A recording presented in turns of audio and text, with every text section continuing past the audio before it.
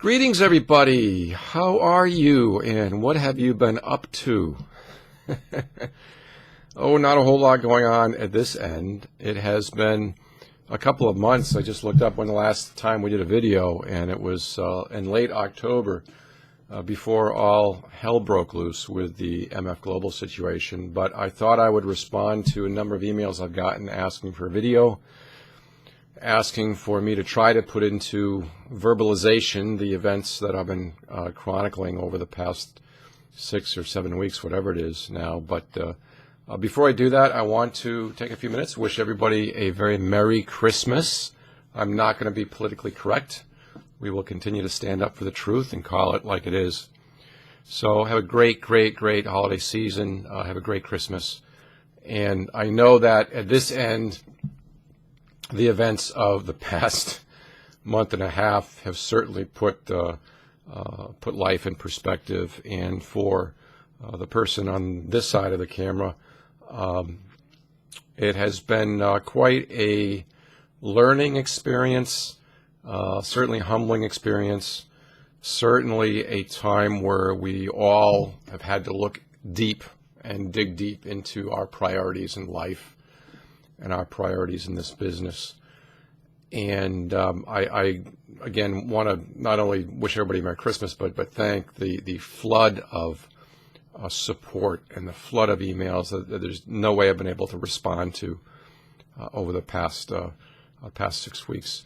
Former students, people I've never met before, people I've met, new friends as a result of our work with the Commodity Customer Coalition, and everybody who came to my support and defense over the last month and a half, family, friends, industry, you name it. I mentioned early on when this started to break that this is where you learn who your friends are and who your family is, your true family, outside of your immediate family. And there are so many names to mention. I'm going to try to mention a few, but I know I'm going to miss some names. But I'm going to start certainly with James Katulis, who's been heading up the Commodity Customer Coalition along with John Rowe. James and I have had many conversations, verbally, email, Twitter, you name it.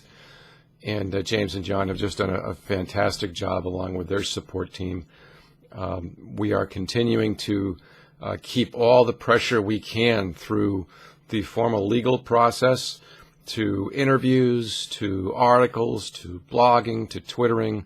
I cannot even begin to describe, well, I guess I have in this growing blog post that details the events of the last several weeks. But at the same time, it only scratches the surface in terms of the things that we've been trying to do here. So certainly, James and John, great job. I'd like to thank certainly Damon over at Future Path, who has been my IB and continues to be my IB, who has been very supportive during this process. There are just so many other names. Linda Ratchke, she and I have shared notes.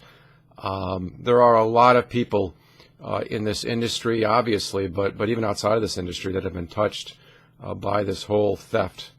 And you know, make no bones about it, that's exactly what this was. It was a theft. However it comes down, however they find out how it happened and what happened and who did it, it's a theft. It was illegal.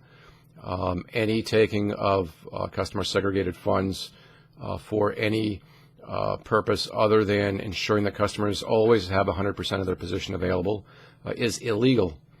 And if you look at all the regulations and all the hearings and all the testimonies, and one of the things I've tried to do is I've been very careful with my posting because I don't want to get into the rumor mill.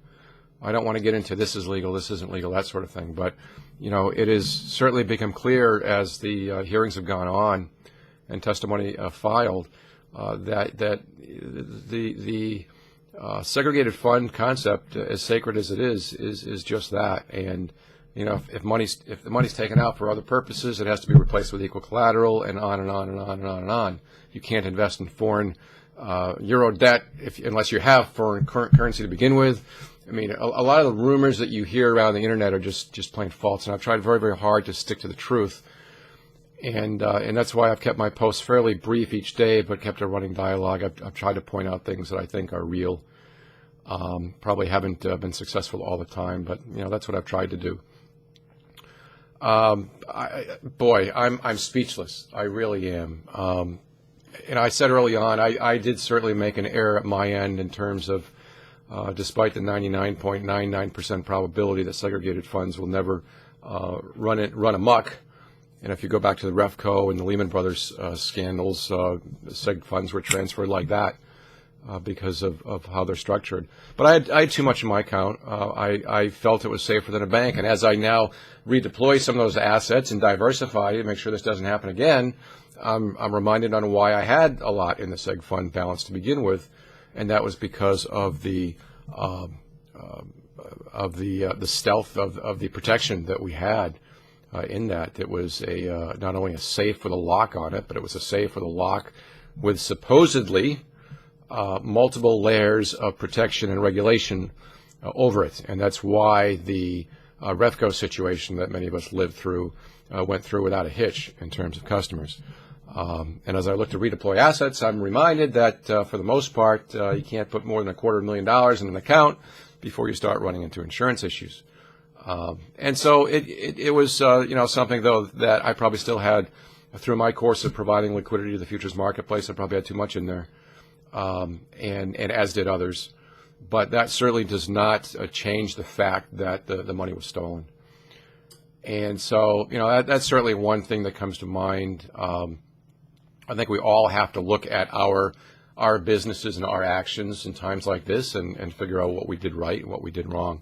The first few weeks were very tough for me, very, very difficult, and I can't even put into words the support that I needed at that point from friends, family, comrades, peers, you name it. And I will also say that it has been a somewhat necessary, a necessary spiritual, I don't want to say revival, but a real strong look at priorities. We have tried very, very diligently with this site and with our teaching efforts to do things that are along the lines of market transparency, of solid education, of telling it like it is, of the good, the bad, and the ugly, as I've always said throughout the last several years of this blog and talk about ugly. We've seen that in spades. But even doing so, it really requires me to step back. It requires me to certainly remember that, we are only here on this planet for a limited period of time. We do need, as one friend defined it for me the other day, traveling expenses as we're here, muddying along, in whatever we're here, 50, 60, 90 years, depending upon how blessed we are with a lifespan. And I'm going to come back to that in a second. And it's just a solid reminder that this life is not about asset accumulation. It's the fact that we are stewards for whatever period of time that we are blessed with God's assets, and we can produce effectively. We can provide a great service, and I think we have in terms of small businesses. And in terms of a lot of the charitable efforts that have been benefited by what we've done over the years. And again, given the feedback that I've seen the last several weeks, there's no reason to doubt that at all. So, we've tried to do a lot of good here, but at the same time, it's a period of reflection. It's been a major period of reflection for me. There's also no doubt that in my case, I had some safety nets, and this is one of the reasons that I always preach when we teach, in terms of having, some other income stream, some other asset base. And in my case, I have had another income stream available to me, which had nothing to do with the trading industry. And I was able to shift gears and focus on that a little bit while we were waiting for funds to be freed up and while we were pursuing all the advocacy efforts. And I can cite now no better example, and never will be able to, other than this in terms of what we're living through right now. So even though I might have not have been diversified enough on the assets, I was diversified enough on the income stream. But still, it's been painful. You folks, I'm sure many of you have seen my interviews and my quotes with Bloomberg. Where there was a Motley Fool piece that I mentioned in yesterday's post. Several conversations with news services, commissions, regulators, trustees, court judges, and you know that I was hurt real badly by this, to the tune of about $3 million. And so I've spent the good part of the last couple of months, month and a half, fighting not only for that, but fighting for the good of our industry. And again, I look back at our mission, which is look at the top right section of the blog here, promoting industry transparency since 1999. It's always been the mission. I've always been sick and tired of the smoke and mirrors and baloney and BS in this industry, and I want to tell it like it is. I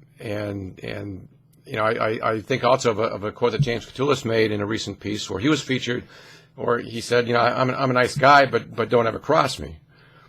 And in a way, I think that accurately describes my situation, which is, having been an advocate of transparency for so many years, to see something like this happen under the covers, and here we are 6-7 weeks later still looking for what's happened, and there are so many fingers to point that you run out of hands. And everybody's pointing this way or this way or this way, and as I said in one of my earlier posts, there has to be accountability, and there will be accountability. I have no doubt in my mind that 100% of customers' assets will be returned. I have no doubt. I pray over it daily. I pray for God's assets to be returned to His kingdom.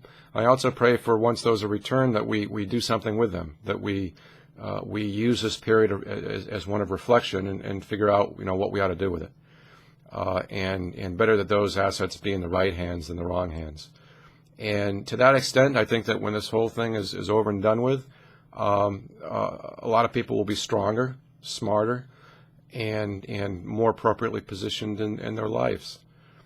That's how I feel. You may have other feelings, but that's exactly where I'm at. In the meantime, though, there is one tremendous fight. We've got to be the hands and the feet and the eyes of having justice be served.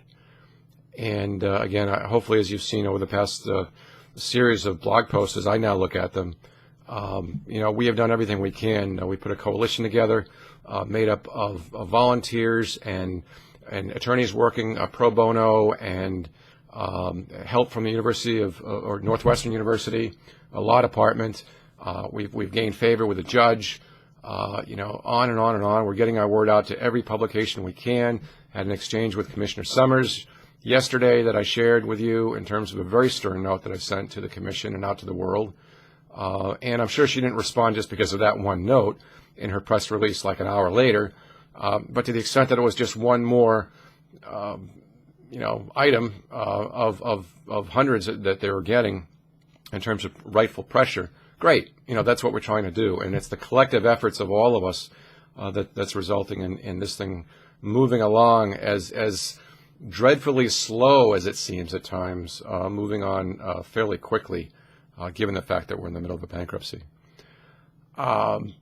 I don't know what else to say. It's all there. You see, I've been, again, very open from the minute that this transpired, when they shut the exchanges down for MF trading, my reaction to that, my stunned disbelief initially, my spiritual search, and again, I certainly thank my family and my friends, my associates, and certainly God for, seeing us through this. We have still a ways to go, and we're still going to continue to fight until we get 100% reimbursement. Anything less than that will outright destroy futures trading forever, and nobody wants to see that. The futures industry does too much good for the people that rely on the market for hedging. The farmers that have been talking in recent weeks, those of us that through many small businesses help provide the liquidity to make that happen, and on and on and on. This country cannot afford to have a market which is so essential to its success go under. And already we've seen decreases in volumes, decreases in liquidity. market changes and market pace that people have had to adjust to. And the CME or the CFTC or someone is going to have to step up soon and make clients 100% whole. None of this baloney about, a bond to the trustee to speed things up, or a what I called an eyedropper in trying to put out a raging fire of a $50 million, which essentially is a 4% make whole giving by the CME, and that's the eyedropper to put out a fire. None of that. They may frame those things real well, but ultimately these were assets which were ours. They were illegally taken. There were multiple layers of regulation that was supposed to be protecting it. So you've got the CME and the CFTC, both of which need to take responsibility. Obviously, MF Global is at fault also, yet the regulators need to be there to provide the protection because they fell down on the job as much as MF Global messing things up with what they did illegally. And so it's through this process and the bankruptcy process of both MFGI and the parent company, as well as all the clawbacks that we're going after, that justice will be served. So if this industry wants to continue at all, customers are going to need 100% reimbursement. And I have reached out to Mr. Duffy, right? I've reached out to Mr. Durkin at the CME. I've reached out to the CFTC commissioners, to the judge, to the trustee, on, and we're going to continue to press our case. Anything less than 100% soon will be unacceptable.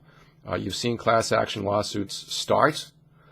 You will likely see them escalate, and that is exactly where we are at, defending our rightful place in this industry. So I'm going to keep the fight up. I'm going to continue to share everything that we're doing. Please keep checking the Commodity Customer Coalition website. I'm going to leave that link up on my piece here. And we're going to keep on and on. You're probably going to continue to see our names in the press. We're going to stand up for what is right, what is just, and go forward from that. So that is a quick brain dump of what I've gone through and what we're doing. And again, God bless all of you during this Christmas season. Thank you for everybody who has helped in this effort and who will continue to help. And when this is all said and done, we will certainly throw one big celebration and find a way for charity to benefit in the meantime. So anyway, have a great, great weekend. And if I don't see you again before Christmas, although I'm sure you'll see my post, have a very Merry Christmas. Take care.